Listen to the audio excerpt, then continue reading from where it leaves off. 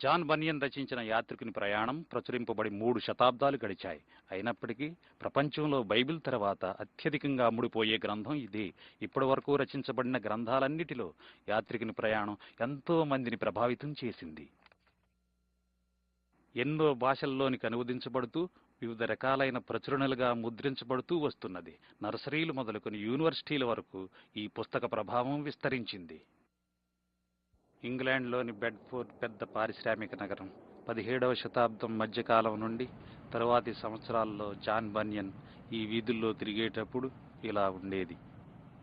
John బనియన్ ప్రార్థనలకు వెళ్లే స్థలంగా చెప్పబడుతున్న ఈ భవనాన్ని చక్కగా భద్రపరిచి బనియన్ మ్యూజియంగా చేశారిప్పుడు.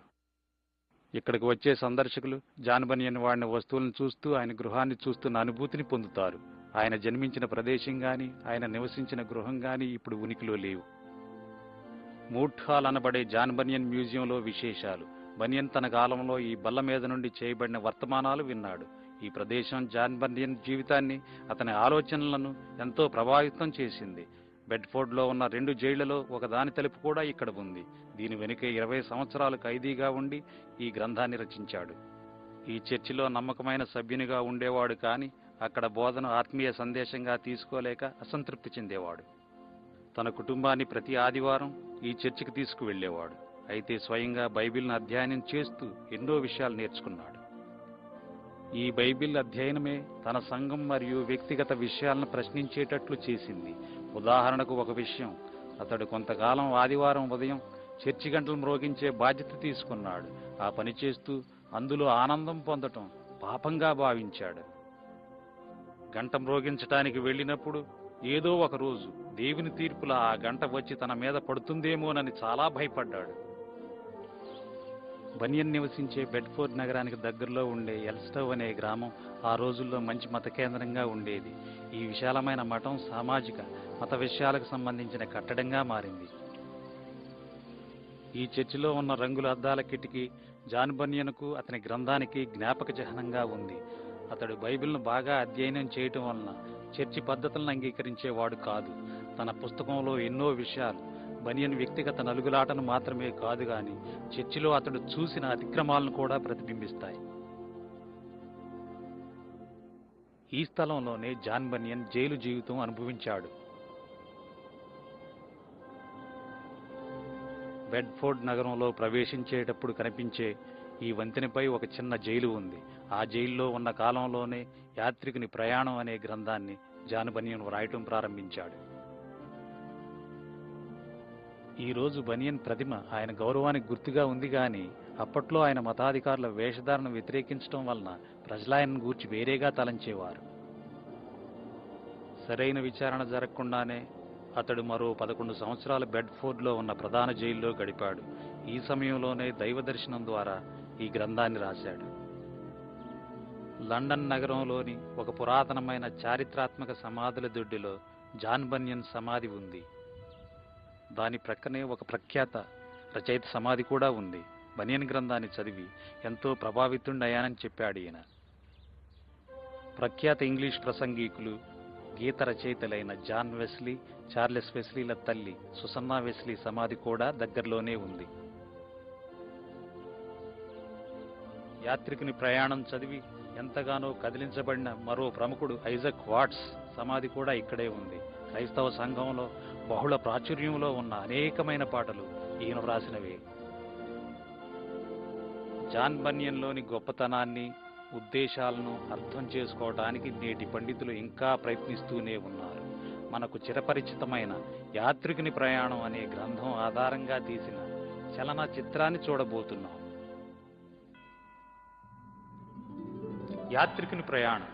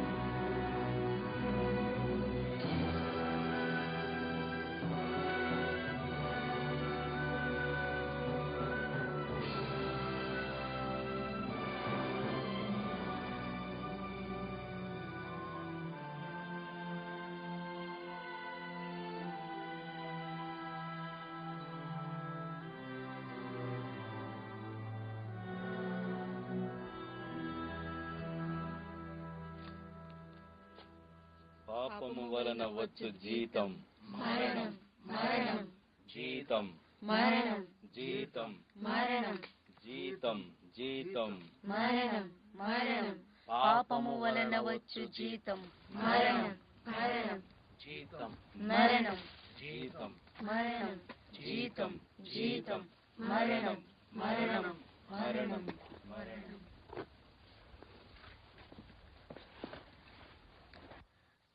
ఓ దేవా, నేను రక్షింపబడాలంటే ఏం చేయాలి?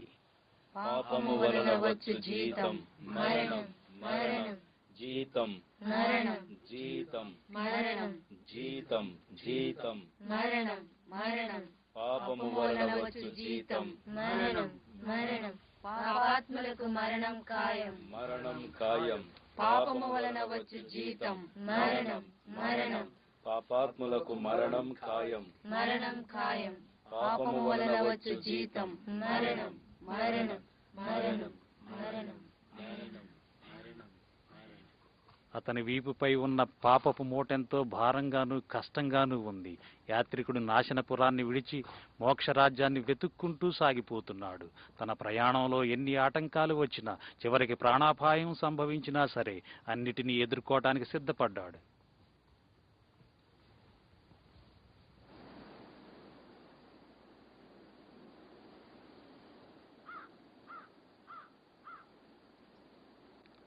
యాత్రికుడు తన వీపుపై భారాన్ని మోయటమే కాదు, అతడు ప్రయాణం చేయాల్సిన మార్గంలో ఎన్నో గోతులు, అపాయాలు, శ్రమలు, నిరాశ, నిస్పృహలు ఉన్నాయి.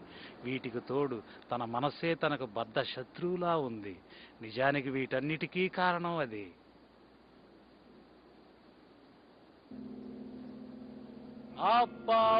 అపవాదిని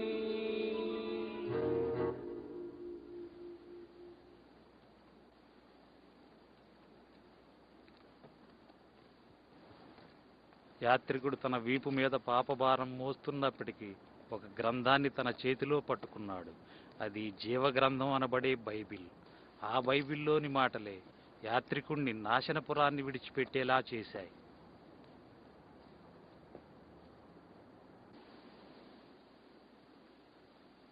నాశనపురం. నాశనకర్త అతని ప్రయాణాన్ని ఆటంకపరచాలని ఎంత ప్రయత్నం చేస్తున్నప్పటికీ అతనికి సహాయం చేస్తూ మార్గాన్ని చూపించే స్నేహితులు కూడా ఉన్నారు. నీకేమైనా సహాయం కావాలా యాత్రికుడా?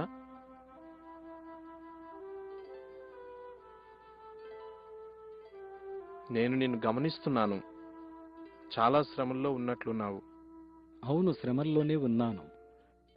ఈ గ్రంథంలో రాబోయే గొప్ప దైవ తీర్పును గుర్చిన విషయాలున్నాయి. నా భార్య బిడ్డలను, ఇరుగు పొరుగు వారిని హెచ్చరించాను. అయితే వారు నా మాట వినలేదు. తీర్పు గూర్చి నువ్వు చెప్పేది నిజమే. ఆ హెచ్చరికను విని జ్ఞానంగానే ప్రవర్తించావు. నన్ను పరిచయం చేసుకొని, నా పేరు సువార్తికుడు. సువార్తికుడా, మీరు తప్పక సహాయం చెయ్యాలి. దైవ తీర్పు ఎదుర్కోవటానికి సిద్ధంగా లేను. అందువల్లే నాశనపురాన్ని విడిచి వచ్చేశా. నీవెందుకిక్కడున్నావు? ఎక్కడికెళ్లాలో నాకు తెలియడం లేదు.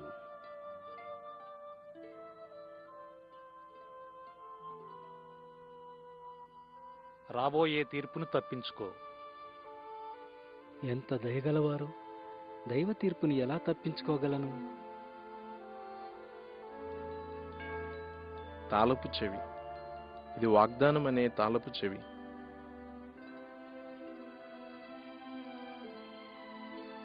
ఆ ద్వారాన్ని చూస్తున్నావా? నాకు కనిపించడం లేదండి. పోనీ ఆ వెలుగు? చూస్తున్నాను. తిన్నగా ఆ వెలుగు వైపు వెళ్ళు.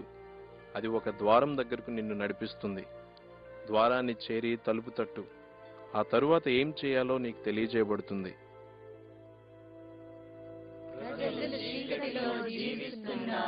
చీకటిలో చీకటిలో గొప్ప వెలుగును చూస్తారు. గొప్ప వెలుగు, గొప్ప వెలుగు. మరణపు ఛాయలో, మరణపు ఛాయలో ఒక వెలుగు ఉదయించింది. ఒక వెలుగు ఉదయించింది. ఒక వెలుగు ఉదయించింది.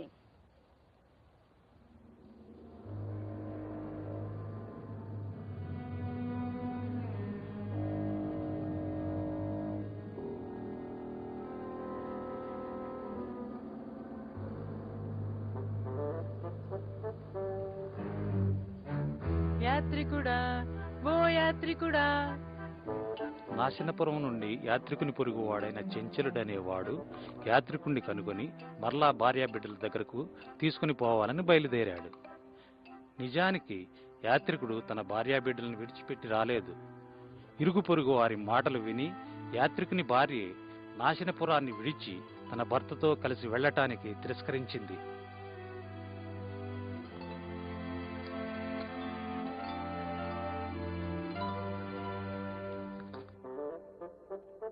యాత్రికుడా, ఓ యాత్రికుడా.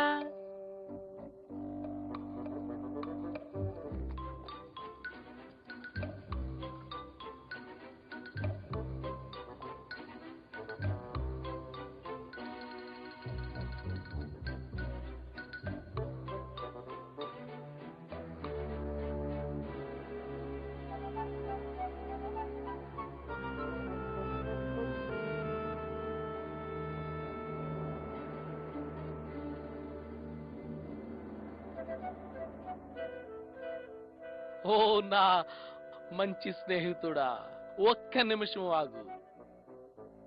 నేనా? సహాయం కావాలండి? ఓ, నేను పరిచయం చేసుకోలేదు కదూ. నా పేరు మూర్ఖుడు. నా పేరు చంచలుడు. చంచలుడు? చంచలుడా? అవును, అవును. మంచి కుటుంబం అయ్యా మీది. నాకు తెలుసు, మంచి కుటుంబం. నేను యాత్రికుడిని కలుసుకోవాలని ప్రయత్నిస్తున్నాను. యాత్రికుడు? యాత్రికుడా? నేనెప్పుడు ఆ పేరు విన్నట్టు లేదే. ఈ రోజు ఉదయమే వెళ్ళిపోయాడు. ఆయన భార్యను, పిల్లల్ని, స్నేహితుల్ని విడిచిపోయాడు. పాపం పాపం, ఎంత బాధ. మంచి మంచి మనుషులందరూ ఇలాగే పాడైపోతున్నారు కదా.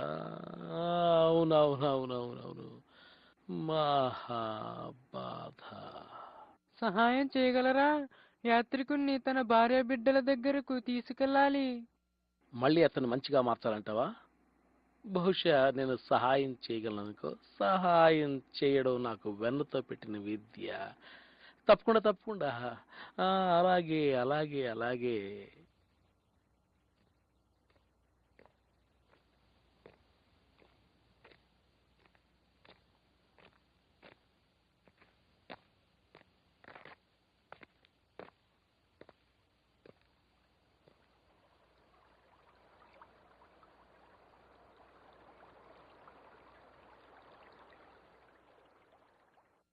ఇప్పుడు మనం ఈ బలహీనమైన మనిషిని పట్టుకోవాలి కదా.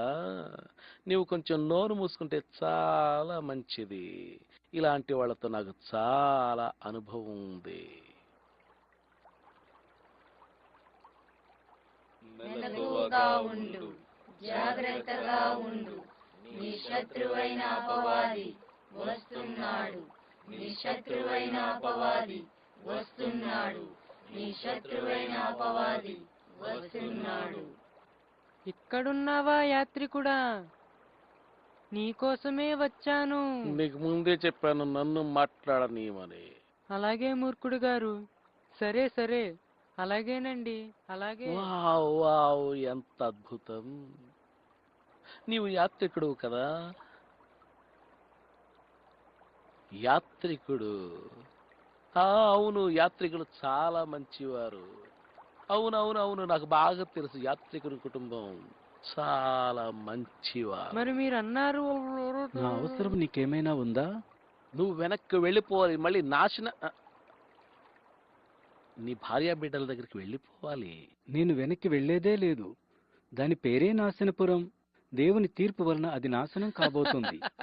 అది పూర్తిగా బుద్ధిహీనమైన మాట. ప్రజలు ఆ మాట ఎప్పటి నుండి చెబుతున్నారు. నా మాట నమ్ము, నాకు తెలుసు.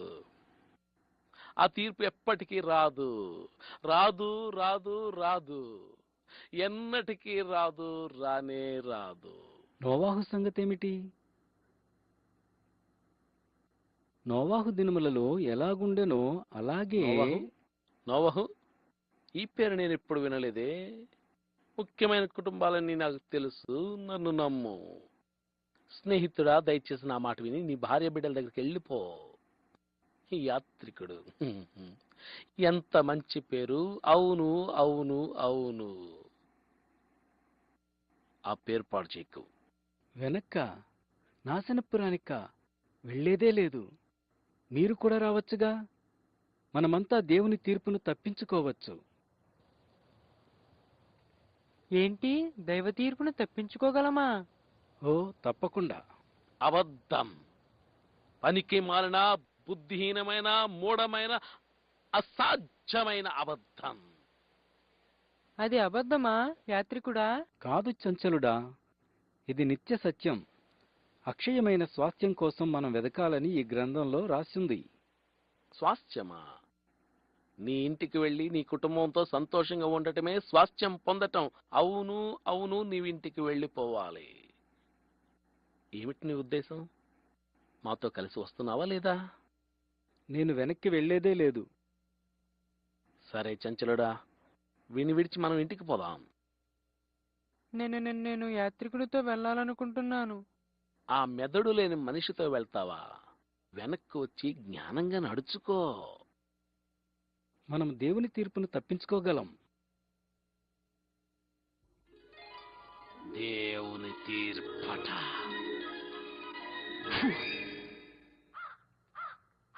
మనుషులొక్కసారే మృతి పొందవలెనని నియమింపబడెను. ఆ తరువాత తీర్పు జరుగును. నీ దగ్గరున్న గ్రంథంలోని మాటలు సత్యమని నువ్వు నమ్ముతున్నావా యాత్రికుడా?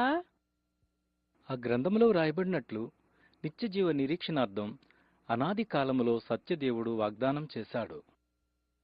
ఆ గ్రంథం ఇంకా ఏ విషయాల గురించి చెప్తుంది యాత్రికుడా? శాశ్వత రక్షణ వాగ్దానం చేయబడింది. నీతి కిరీటాన్ని పొందుతాం. ఇక దుఃఖం, కన్నీరు ఉండవక్కడ. మన కన్నీళ్లన్నీ ఆ పరలోక రారాజే పూర్తిగా తుడిచివేస్తాడు.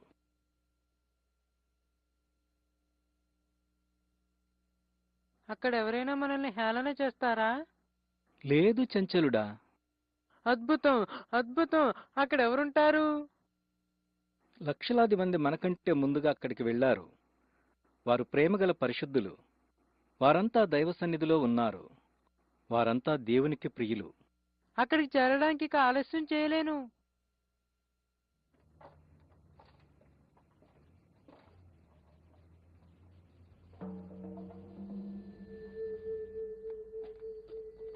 హే, వాళ్ళని చూడండి.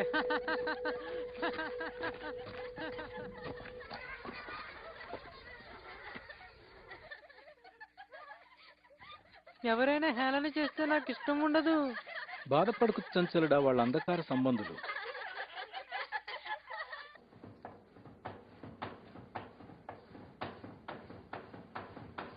యాత్రికుడా, నాకు చాలా ఆకలి, దాహంగా ఉంది.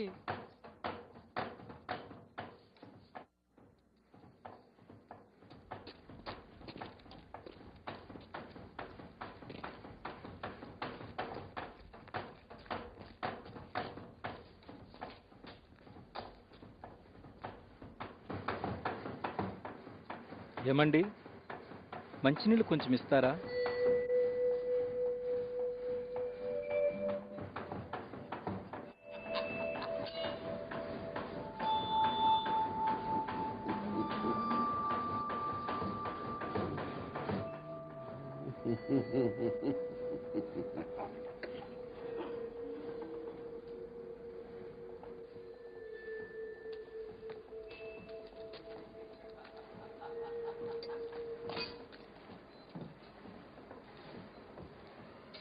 యాత్రికుడా, ఈ ప్రయాణం చేయడం చాలా కష్టం.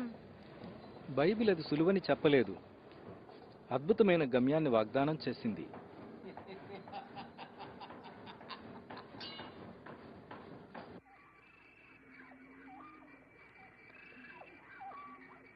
త్వరగా వెళ్ళలేమా యాత్రికుడా?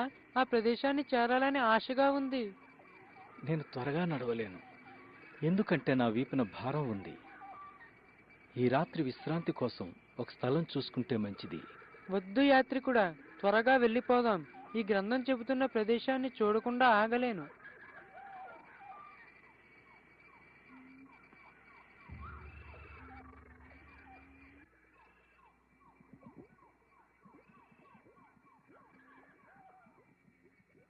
ఈ విధంగా చెంచలుడు తన మూర్ఖపు ఆతృత వల్ల బయటకు కనబడని నిరాశ ఊబిని, అపరాధపు బురద గుమ్మిని గమనించలేదు. దుష్టుని పన్నాగాల్లో చిక్కుకుని అలసిన యాత్రికులెంతో మంది ఈ నిరాశ ఊబిలో పడిపోయారు. మనిద్దరికీ ఈ దారి కొత్తది. చీకట్లో మనం జాగ్రత్తగా నడవాలి.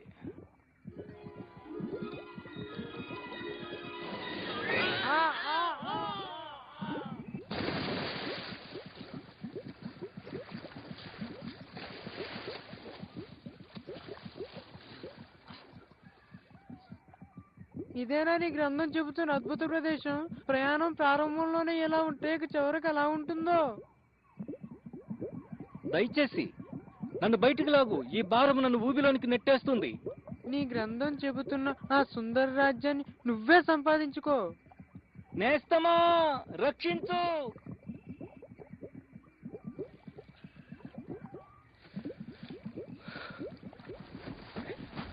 నా పేరు సహాయకుడు. నీ కేకలు విన్నాను. వందనాలండి, వందనాలు. సువార్తికుడనే వ్యక్తి నన్ను కలిసి ఈ దారి గుండా వెళ్ళమన్నాడు. కానీ ఇలా చీకటిలో నీవు ఒక్కడవే వెళ్ళకూడదు.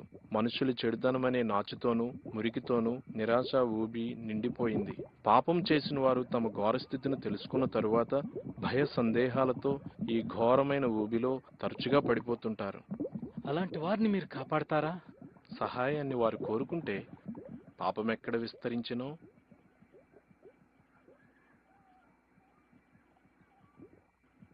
అక్కడ దేవుని కృప అపరిమితముగా విస్తరించెను. ఆ మాటలు బైబిల్లో ఉన్నాయి.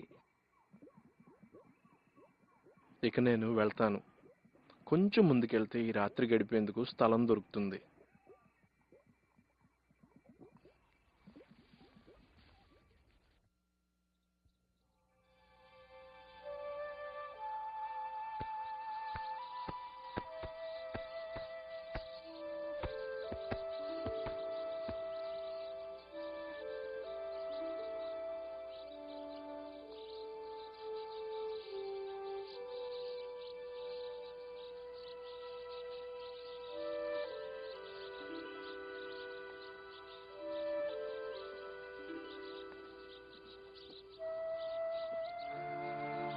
యాత్రికుని ఆత్మకు వ్యతిరేకంగా శత్రువైన సాతాను శోధనలు ఎక్కువ చేసినప్పటికీ ఈ ప్రయాణికుడు తన మార్గంలో సాగిపోతూనే ఉన్నాడు.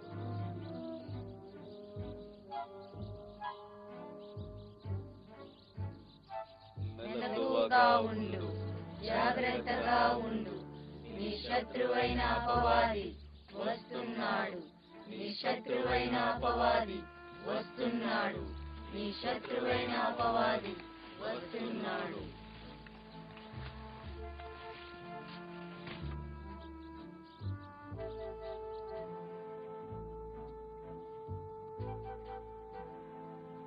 లోకజ్ఞాని. ఇదిగో బాబు, దాహంతో ఉన్నట్టున్నావు. నీకు ఆకలేస్తున్నట్టుంది. నా ఇంటికి రా, నువ్వు తినడానికి ఏదైనా ఏర్పాటు చేస్తాను. ఏదో కొంచెం ఆహారం, పానీయం. అవును అవును అవును, చెప్పడం మర్చిపోయానే. నా పేరు జ్ఞాని, లోక జ్ఞాని. నా పేరు యాత్రికుడు. యాత్రికుడు? యాత్రికుడా? అవును అవును అవును అవును, బాగా తెలిసిన పేరులాగుంది. అద్భుతం అద్భుతం. యాత్రికులు మంచివారు, చాలా మంచివారు నిజంగా.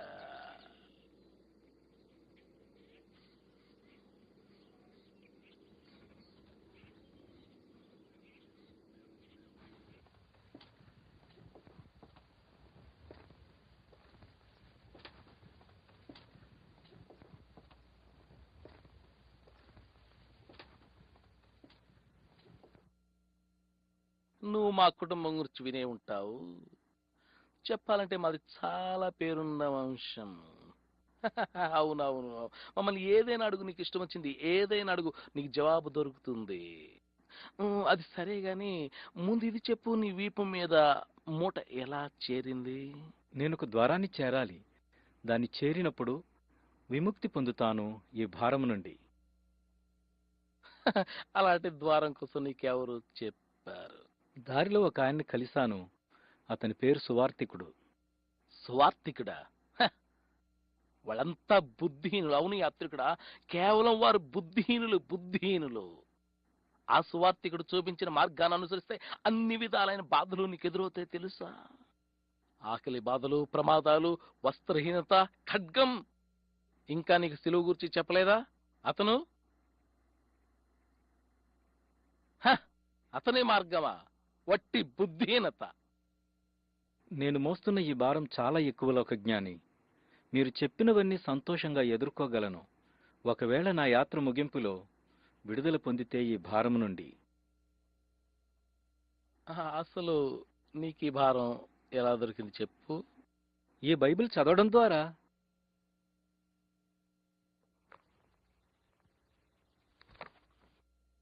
నీకు ఈ విషయం తప్పక చెప్పాలి. ఏదో ఒక రోజు గొప్ప స్నేహితుగా నన్ను పిలుస్తావు. నేనే గాని ఈ గ్రంథాన్ని నా మట్టిలోకి విసిరేస్తే. నేను వెళ్తాను. ఆగు, నువ్వేం తినలేదుగా. ఏ దద్దమ్మ, ఆ భోజనం తీసుకురా. ఆగు, నీకు సహాయం చేయాలనుకుంటున్నాను. నువ్వు మతాసక్తి గలవాడని గ్రహించాను. మంచిది, చాలా మంచిది. ఈ ప్రపంచానికి మతాసక్తి పరులు చాలా మంది అవసరం యాత్రికుడా.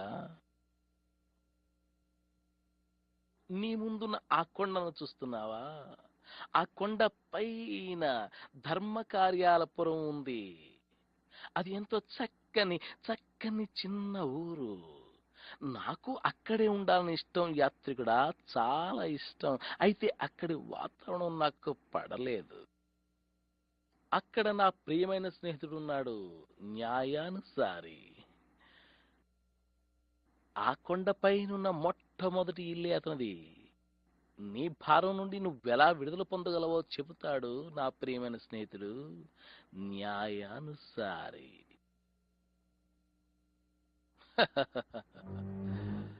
అవును.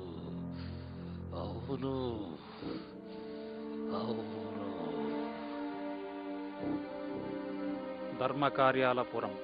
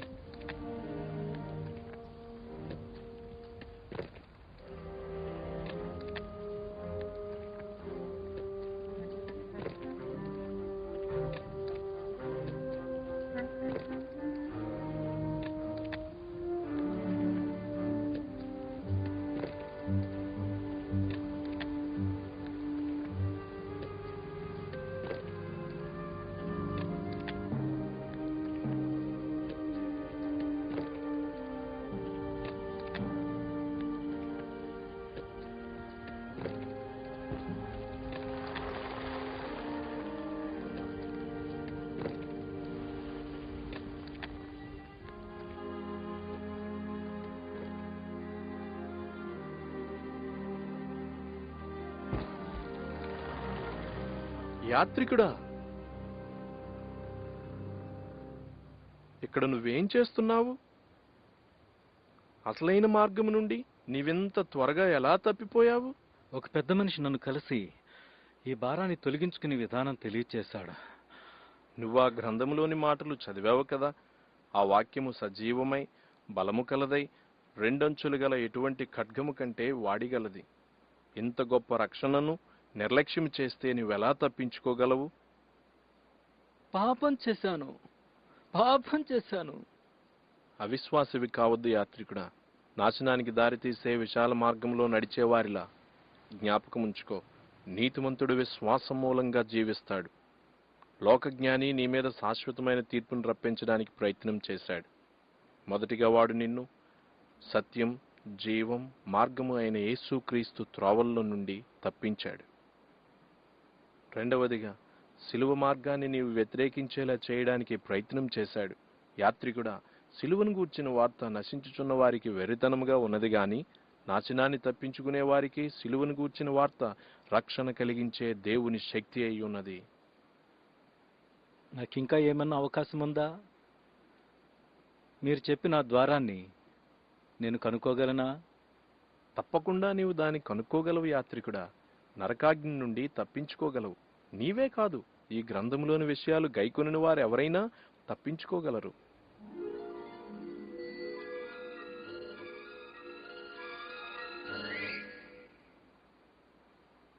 విశ్వాసము ద్వారా కృపచేతనే రక్షింపబడి ఉన్నారు.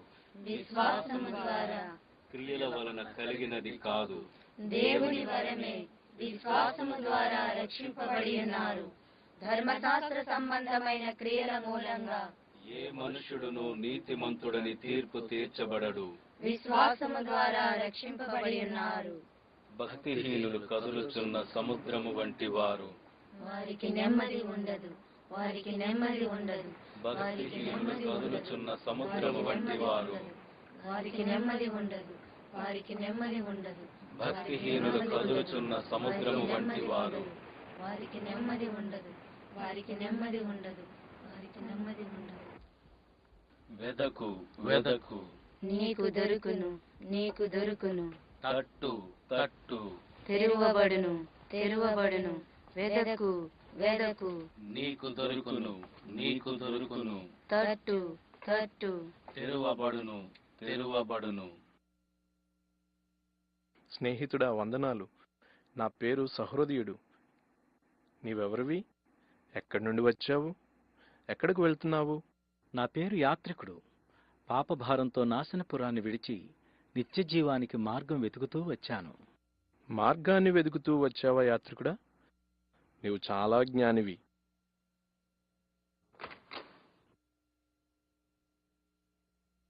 రా, నీకు చూపిస్తాను.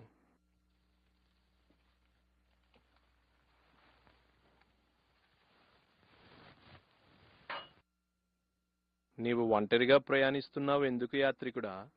రాబోయే తీర్పు గూర్చి హెచ్చరించినప్పుడు ఎవరూ నా మాట వినలేదు. నా కుటుంబం, ఇరుగు పొరుగువారు, స్నేహితులు నన్ను హేళన చేశారు.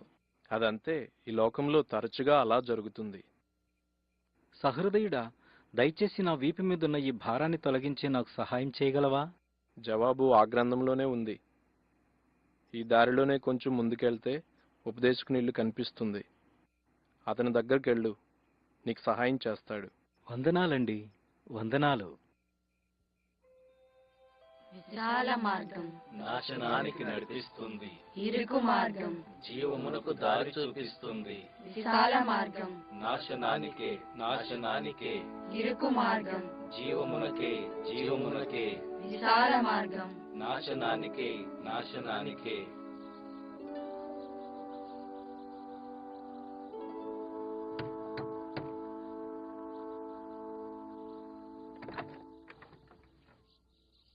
లోపలికి రా, నీకోసమే కనిపెడుతున్నాను. చివరికి ఉపదేశకుని ఇంటిలో యాత్రికుడు తన ప్రయాణ సఫలతను రూఢిపరిచే సమాచారాన్ని పొందుతాడు. ఉపదేశకుని మాటలు యాత్రికునికి మనోవికాసాన్ని కలుగచేసి బైబిల్లోని జ్ఞాననిధులు కనుగొనేందుకు బంగారపు తాళపు చెవిలా సహాయపడ్డాయి. ఈ యవనస్తుని అన్వేషించే హృదయంలోనికి సూర్యకాంతిలా గొప్ప నిరీక్షణ ప్రవేశించింది. ఈ చిత్రంలో ఉన్న అర్థమేమిటి?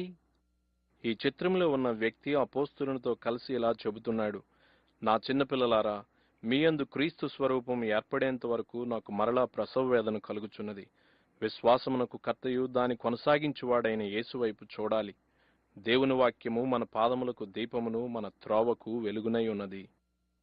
అతని తలపై ఉన్న కిరీటం ఏమిటంటే, ఈ లోకమునైనను లోకములో ఉన్న వాటినైనను ప్రేమింపకుడి అని మనమంతా అపోస్తులతో కలిసి చెప్పాలన్నమాట.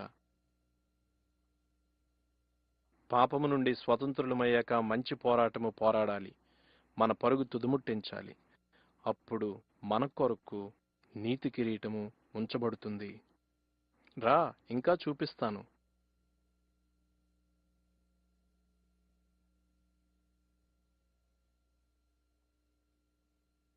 ఆ భారం గూర్చి ఆలోచిస్తున్నావు కదూ? నిజమే ఉపదేశకుడా, అదే నా ఆలోచన. ఈ నేల రక్షించే దేవుని శక్తితో కూడిన సువార్త శక్తిని అనుభవించక ముందుండే మానవ హృదయానికి సూచన.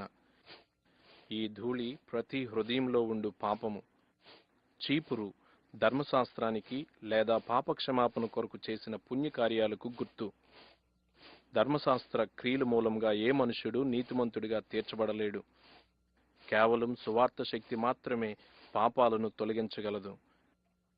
ఎవడైనను క్రీస్తునందున్న ఎడల అతడు నూతన సృష్టి. పాతవి గతించెను, క్రొత్తవి ప్రవేశించెను. కాదు,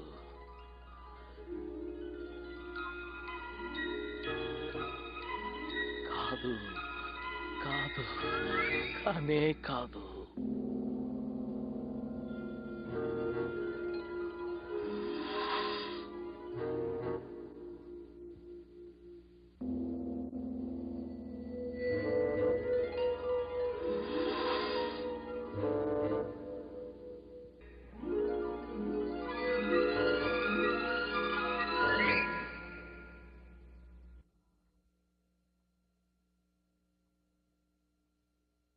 అవును, ఉపదేశకుడు మార్గాన్ని చూపించాడు.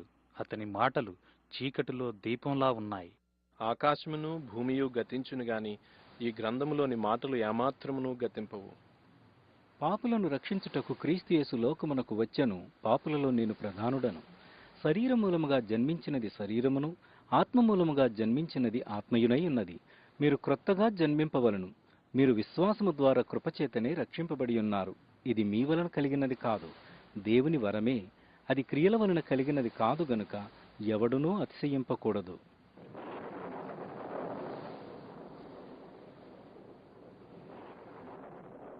మీరు మన ప్రభువైన యేసుక్రీస్తు కృపను ఎరుగుదురు గదా. ఆయన ధనవంతుడై యుండియు మీరు తన దారిద్ర్యం వలన ధనవంతులు కావాలని మీ నిమిత్తము దరిద్రుడాయను. కాబట్టి యాత్రికుడా, తన దారిద్ర్యం వలన నీవు ధనవంతుడు కావాలి. కాబట్టి తన దారిద్ర్యము వలన నీవు ధనవంతుడవు కావాలి. కాబట్టి తన దారిద్ర్యము వలన నీవు ధనవంతుడవు కావాలి. కాబట్టి తన దారిద్ర్యము వలన నీవు ధనవంతుడవు కావాలి.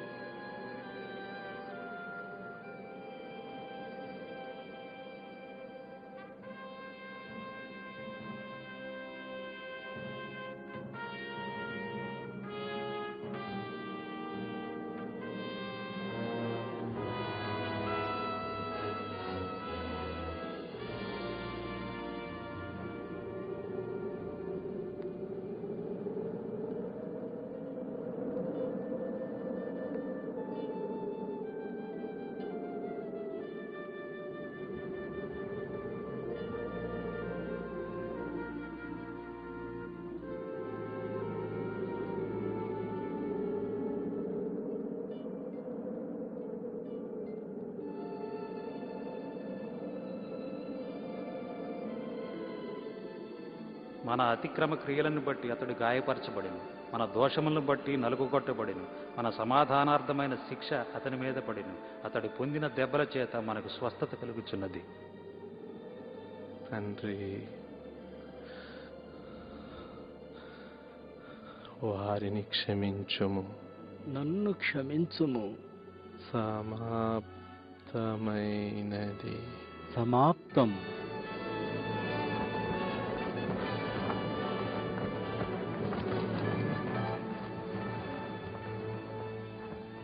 ఈ సువార్త వలననే మీరు రక్షణ పొందితిరి. లేఖనముల ప్రకారం క్రీస్తు మన పాపముల నిమిత్తము మృతి పొందెను, సమాధి చేయబడిను. లేఖనముల ప్రకారము 3వ దినమున లేపబడిను. ఈ గ్రంథములోని మాటలు ఎన్నటికీ గతించవు. ఇక నుండి నీ పేరు యాత్రికుడు కాదు, ఇప్పుడు నీ పేరు క్రైస్తవుడు.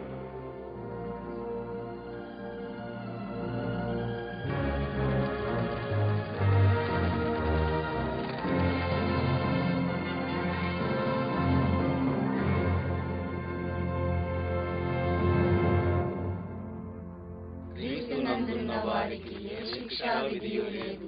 క్రీస్తు యేసునందు జీవమునిచ్చు ఆత్మ యొక్క నియమము పాప మరణముల నియమము నుండి మనలను విడిపించెను. ప్రయాణికుడు యాత్రికునిగా కాక ఇప్పుడు క్రైస్తవునిగా పరలోక పట్టణం వైపు స్థిరమైన అడుగులు వేస్తూ ముందుకు సాగుతున్నాడు. ఇదిగో సహోదరుడా, వందనాలు. నీతో రావచ్చా? నా పేరు విశ్వాసి.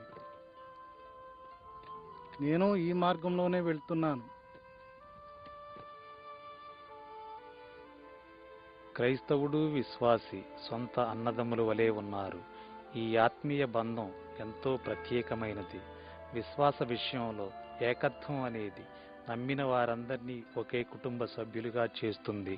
వారిద్దరూ కలిసి ప్రయాణం చేస్తూ తాము ఎదుర్కొన్న శ్రమలు, పొందిన ఆశీర్వాదాలను గూర్చి మాట్లాడుకుంటూ అనుభవాలను పంచుకున్నారు.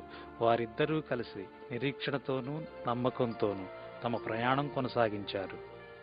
మీరు ఏక ప్రేమ కలిగి ఏక భావము గలవారుగా ఉండి ఒక్కదాని అందే మనస్సుంచుడి. కక్ష చేతనైనను వృధాతిశయము చేతనైనను ఏమీయు చేయక వినయ మనస్సు గలవారై ఒకరినొకడు యోగ్యునిగా ఎంచుకొనుడి.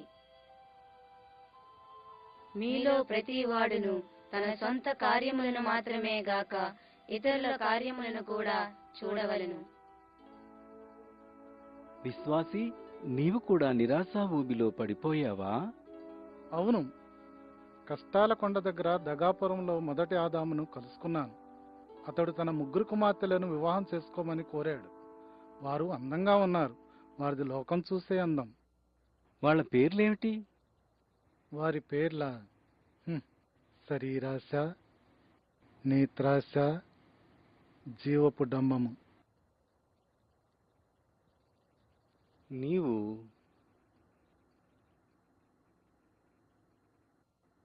వారిని జయించగలిగావా? దేవుని కృప వల్ల జయించాను.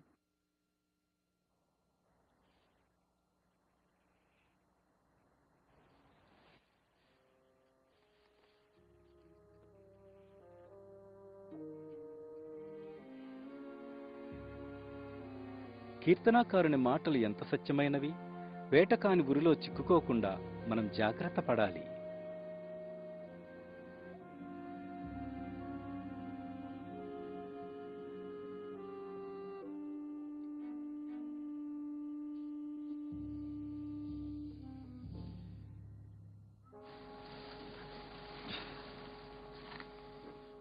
వేటకాని ఉరిలో చిక్కుకోకుండా మనం జాగ్రత్త పడాలని ముందే చెప్పలేదా?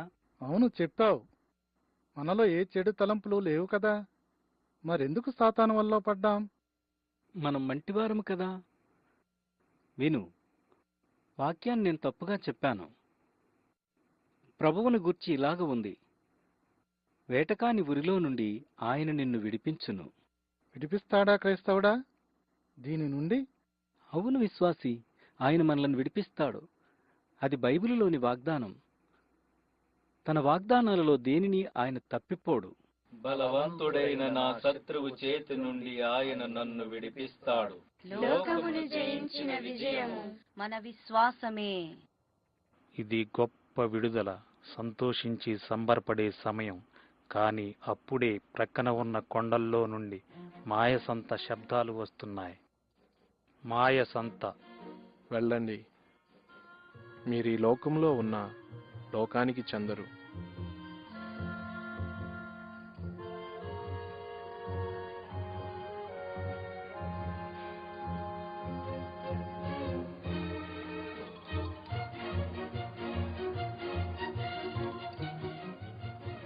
వ్యర్థము వ్యర్థము సమస్తము వ్యర్థము, వ్యర్థము వ్యర్థము సమస్తము వ్యర్థము. సూర్యుని క్రింద దురవస్థ ఒకటి నాకు కనబడెను. అది మనుషులకు బహువిశేషముగా కలుగుతున్నది. నీవు మేలును అనుభవించి చూడుమని నేను నా హృదయముతో చెప్పుకుంటుని, అయితే అది వ్యర్థ ప్రయత్నమాయను. నేను గొప్ప పనులు చేయబోనుకుంటుని. వ్యర్థము వ్యర్థము సమస్తము వ్యర్థము.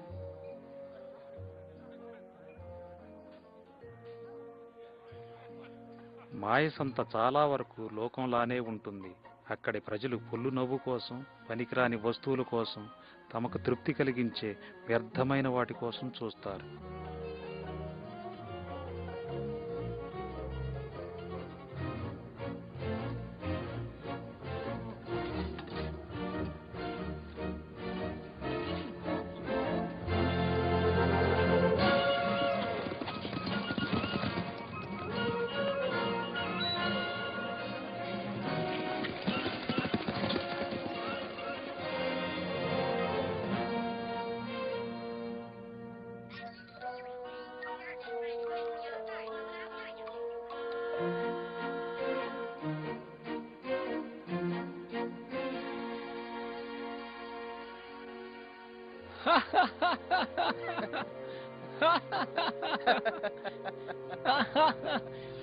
ఇదిగో అందరూ ఇలా వచ్చి వీళ్ళని చూడండి.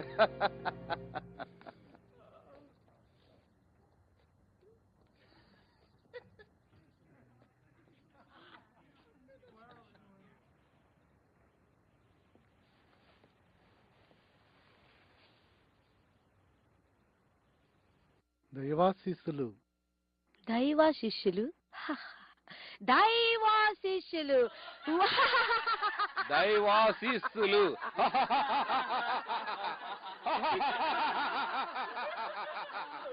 దైవ శిష్యులు.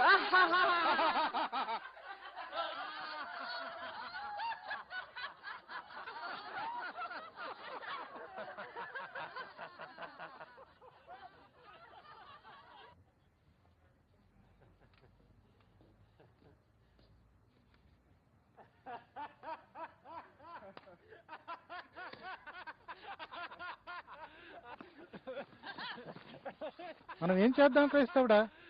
మనం ఊరుకుంటేనే మంచిది.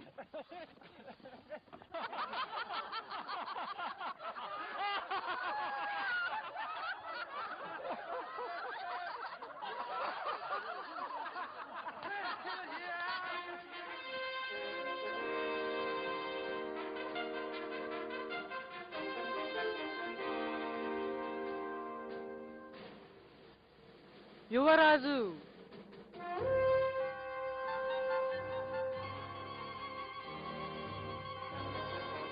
మీరు వాటిని చేయించు వాయుమండల సంబంధమైన అధిపతిని అనుసరించి ఈ ప్రపంచ ధర్మము చొప్పున మునుపు నడుచుకుంటేది. దేనికి మిమ్మల్ని మీరు దాసులుగా అప్పగించుకుందరో అది చావు నిమిత్తముగా పాపమునకే గాని నీతి నిమిత్తముగా విధేయతకే గాని దేనికి మీరు లోబడదురో దానికే దాసులగుదురు.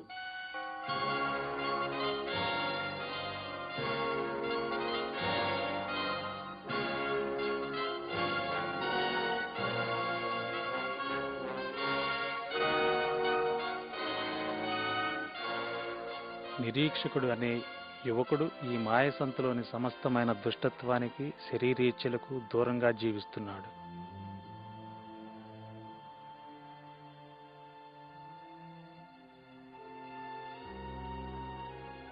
యువరాజు ముందు నిలబడేందుకు వాళ్ళకి ఎంత ధైర్యం! మనోళ్ళు కార్లే. నిరీక్షకుడు తన యవ్వన కాలమంతటిలో ఇలా లోకాధిపతిని వ్యతిరేకించిన వారిని చూడలేదు. అంతేకాదు, ఇలా హఠాత్తుగా బయటపడిన ఈ కొత్త వ్యక్తుల్లాంటి వాళ్లను కూడా అతడు చూడలేదు. ఆ గ్రంథాన్ని ఇలావు.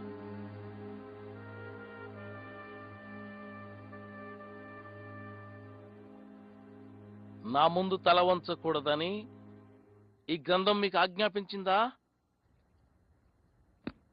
చెప్పండి.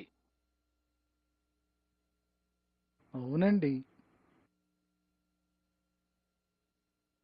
ఆ గ్రంథాన్ని కాల్చేద్దామా? సరే సరే, వాళ్ళని కూడా బూడిద చేద్దాం. వాళ్ళని కాల్చేయాలి.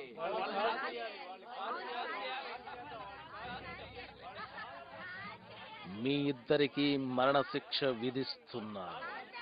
వాళ్ళని కాల్చేయాలి. ప్రయాణికులిద్దరినీ కాల్చివేయాలని దూరంగా ఉన్న ప్రజలు కేకలు పెడుతుంటే నిరీక్షకుని హృదయంలో ఒక వింతైన ఆశ మరియు ఆకలి కలిగాయి. నిజంగా ఏదైనా ఉత్తమమైన మార్గం ఉంటే దాన్ని కనుగొనటానికి ధైర్యం కలిగింది.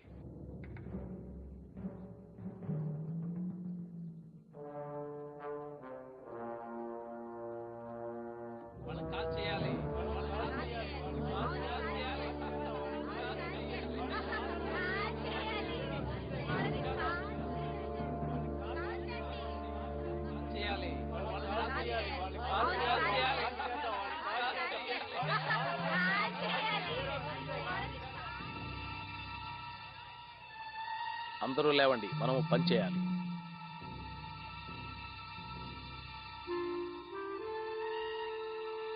మొదటి ప్రయాణికుడిని తీసుకురండి.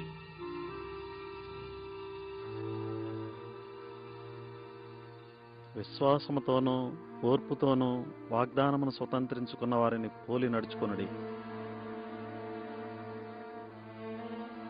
కాల్ చేయాలి.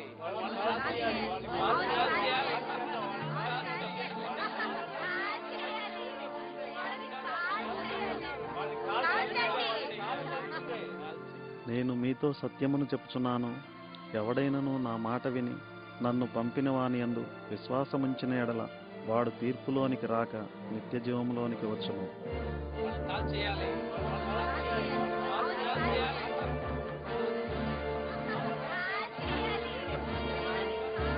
ఆ గురువుని ఇలా తీసుకురండి. వాళ్ళని కాల్ చేయాలి.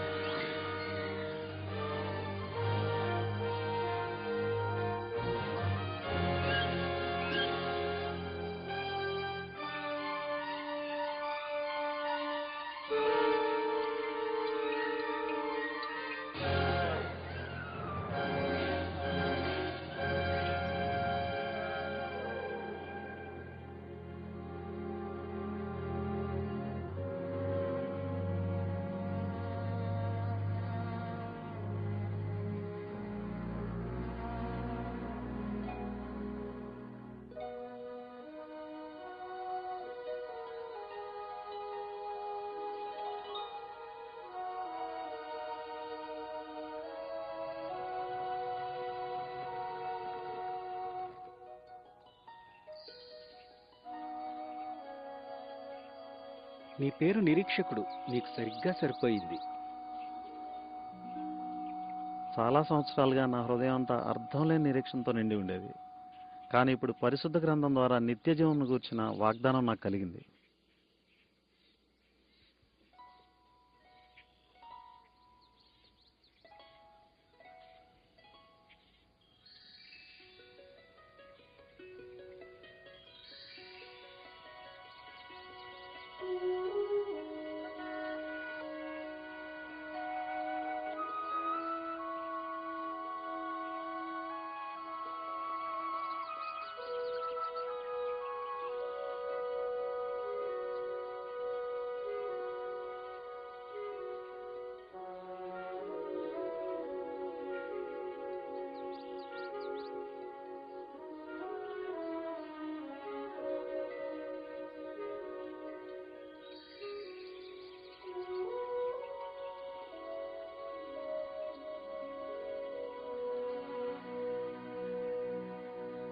నేనెప్పుడూ ఇటువంటి అద్భుతాలను ఇంతకుముందు చూడలేదు. ఖచ్చితంగా మన శత్రువు ఈ ప్రదేశానికి రాలేడు. సరైన మార్గాన్ని వెతుకుతూ ప్రయాణికులిద్దరూ పచ్చిక మైదానం చేరినప్పుడు నిరీక్షకుడు పొరపాటున నిజ మార్గానికి బదులు అందంగా కనిపించిన మార్గాన్నే ఎంచుకున్నాడు. ఆగు, ఇలా చూడు, ఈ మార్గం ఎంత చక్కగా ఉందో. క్రైస్తవుడా, రా.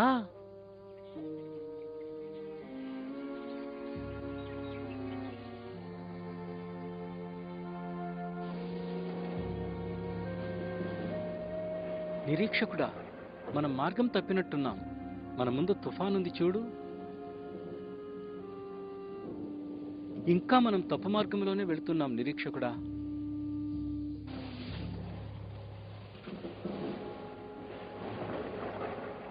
అదిగో గొర్రెల కాపరి గుడారం.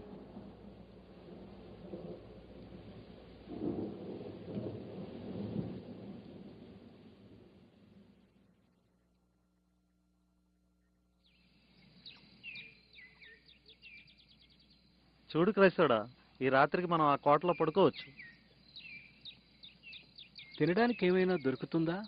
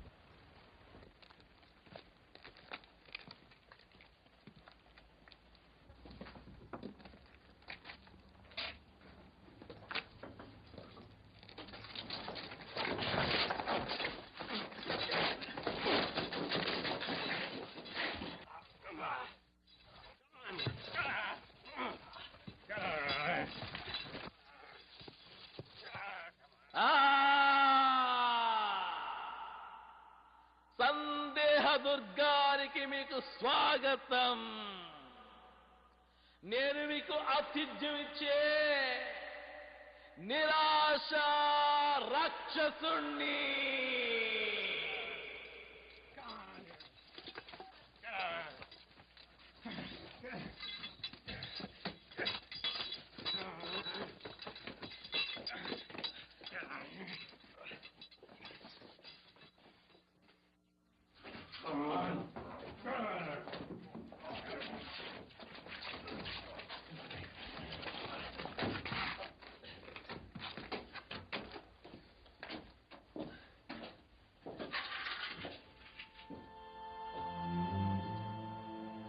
మోక్షరాజ్యాన్ని కనుగొనాలనే గురితో ఉన్న ఈ ఇద్దరి ప్రయాణికులకు ఇది ఎలా జరిగింది? మనకేం జరుగుతుందో మన ఇద్దరి గతి కూడా ఇంతేనా? మీ హృదయమును కలవరపడనీయకుడి. దేవుని యందు విశ్వాసముంచుచున్నారు, నాయందును విశ్వాసముంచుడి. మీరు సత్యమును గ్రహించెదరు. సత్యము సత్యము సత్యము మిమ్మల్ని స్వతంత్రులుగా చేయును. మిమ్మును స్వతంత్రులనుగా చేయును. తాళంచెవి, వాగ్దానపు తాళంచెవి ఏ తలుపునైనా తెరుస్తుంది. మిమ్మును స్వతంత్రులనుగా చేయును.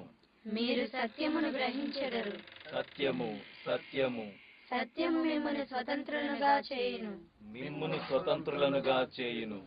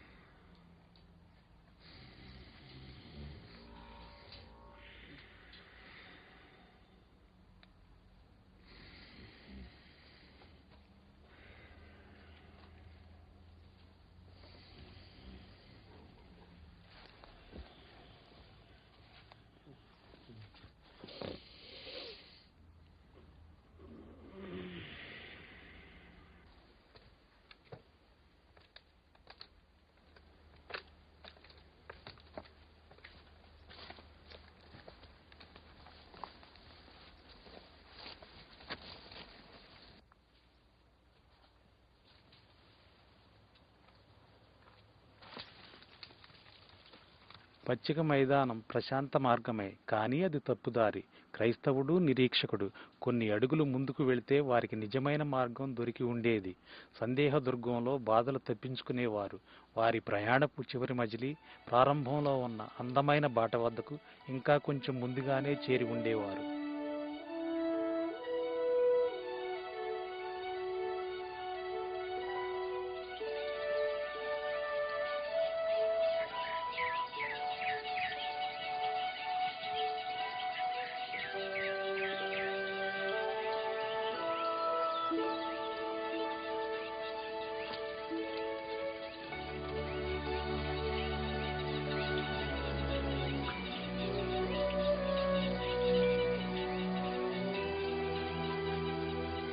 ఈ సుందర ప్రదేశంలో రకరకాల ఫలాలు, పుష్పాలు, పాలుతేనెలు ఉన్నాయి.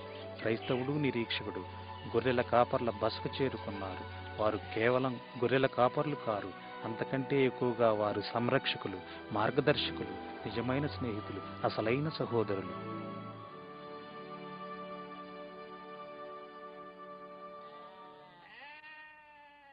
రండి, ఇది ఇమ్మానుయేలు దేశం. నా పేరు సుజ్ఞాని.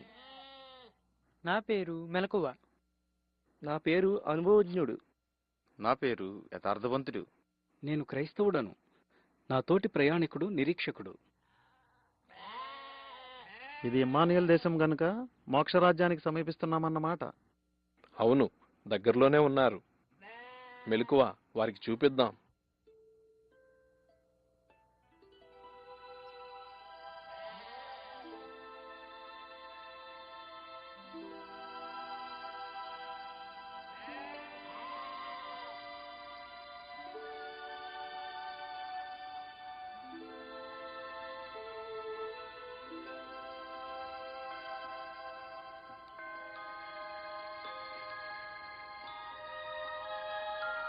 చూడు నిరీక్షకుడా ఎలాగుందో.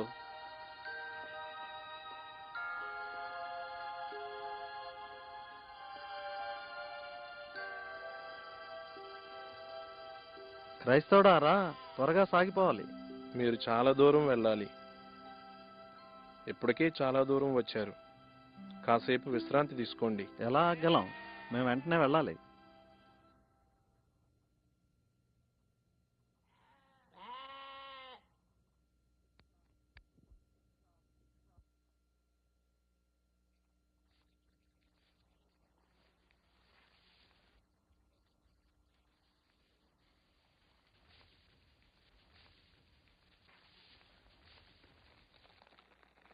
అటు పిమ్మట అపవాది చేత శోధింపబడుటకు యేసు ఆత్మ వలన అరణ్యములోనికి కొనిపోబడెను. నిరీక్షకుడా చూసావా, యేసుక్రీస్తు కూడా దుష్టునిచే శోధింపబడ్డాడు. ఎందుకంటే యేసు అరణ్యంలో ఉన్నాడు కనుక. అయితే ఇది పెద్ద తోటలా ఉంది. ఇది ఇమ్మానుయేలు దేశం.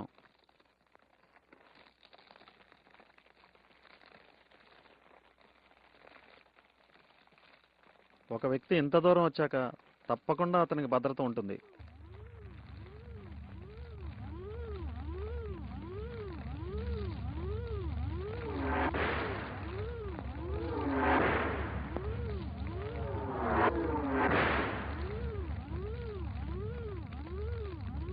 విశ్వాసమును డాలు పట్టుకొనడి, విశ్వాసమును డాలు పట్టుకొనడి, విశ్వాసమును డాలు పట్టుకొనడి. దేవుని వాక్యమును ఆత్మ ఖడ్గమును చేత పట్టుకొనడి, దేవుని వాక్యమును ఆత్మ ఖడ్గమును చేత పట్టుకొనడి, దేవుని వాక్యమును ఆత్మ ఖడ్గమును చేత పట్టుకొనడి.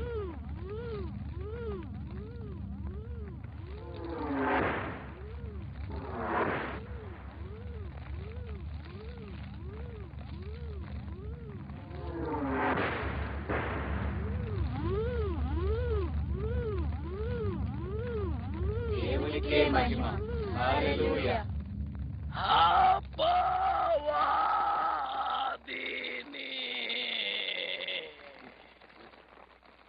యుద్ధం చేసేది మీరు కాదు. క్రైస్తవుడు ఈ మాటను బైబిల్లో ఎన్నోసార్లు చదివాడు. యుద్ధం యెహోవాదే. యుద్ధం యెహోవాది అయినట్లే విజయం కూడా యెహోవాదే. ఈ విధంగా వారి ప్రయాణం ముగిసింది. క్రైస్తవుడు, నిరీక్షకుడు అని వీరిద్దరూ మోక్ష రాజ్యంలో ప్రవేశించే సమయం వచ్చింది.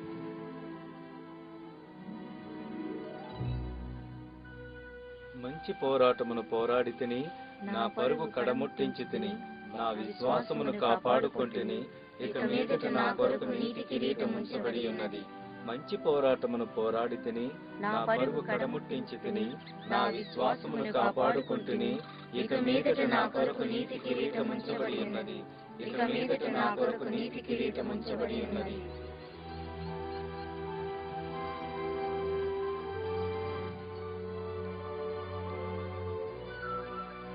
ఆకాశమును భూమియు గతించును గాని నా మాటలు ఏమాత్రమును గతింపవు.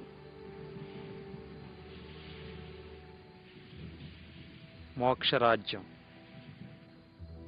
మరణపు లోయ మీదుగా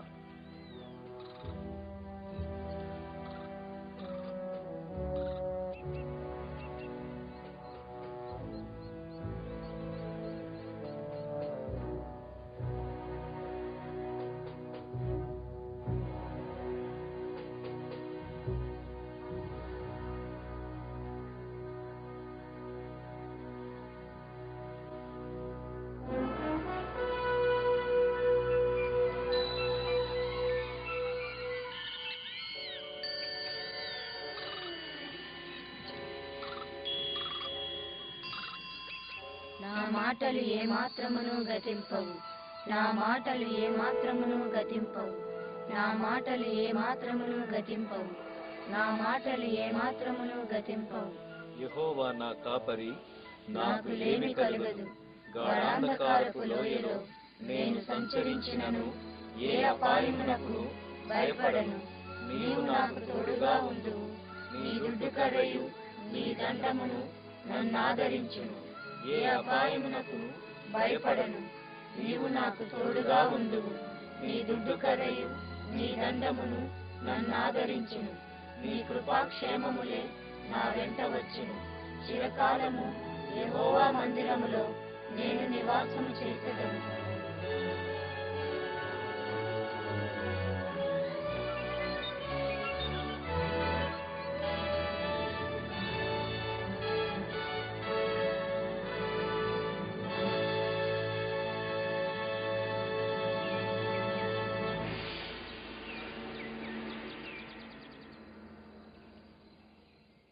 వాళ్ళని పోగొట్టుకున్నాను.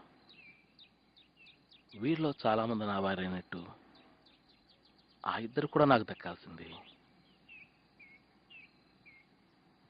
అదిగో అక్కడున్నాడు నావాడే. ఆ ముగ్గురు, అక్కడ ఒకరు, అవును అక్కడ ఒకరు.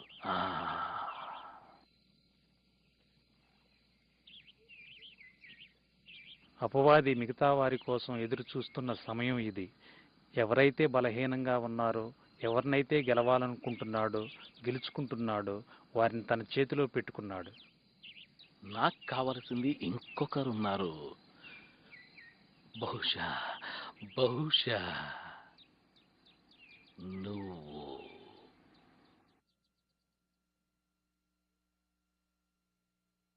మీరు పరదేశులను యాత్రికులనై ఉన్నారు కనుక ఆత్మకు విరోధంగా పోరాడు శరీరేచ్ఛలను విసర్జించడి. బైబిల్లో 1 పేతురు పత్రిక 2వ అధ్యాయం 11వ వచనం.